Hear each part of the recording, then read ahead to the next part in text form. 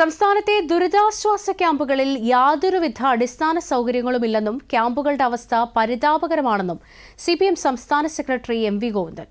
ഇടുക്കി കൊളപ്രയിലെ ഉരുൾപൊട്ടൽ ദുരന്തമേഖല സന്ദർശിച്ച ശേഷം മാധ്യമങ്ങളോട് സംസാരിക്കുകയായിരുന്നു അദ്ദേഹം.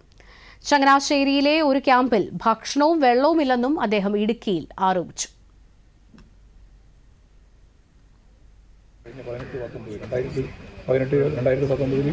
15 ലക്ഷം ആളുകളാണ് ഇതുപോലെ വീടുകളിൽ നിന്ന് ഇറക്കി മഹാമാരിയുടെ ഭാഗമായിട്ട് ദുരിതാശ്വാസ ക്യാമ്പിലേക്ക് എത്തി.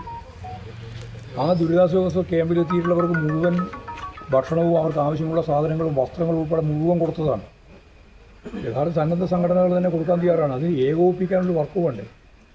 ഇപ്പോഴും എനിക്ക് എൻ്റെ മനസ്സിൽ തങ്ങി നിൽക്കുന്ന വളരെ പ്രധാനപ്പെട്ട ഒരു വാർത്ത, അന്ന് തിരുവനന്തപുരത്തെ യൂണിവേഴ്സിറ്റി കോളേജ്, ആ കോളേജിലെ കുട്ടികൾ പകലില്ലാതെ കിട്ടിക്കൊണ്ടിരിക്കുന്ന ഈ ഒരുപാട് സാമഗ്രികൾ കിട്ടുകയല്ലേ, സാധനങ്ങൾ കിട്ടുകയല്ലേ ആളുകൾ കൊടുക്കാൻ.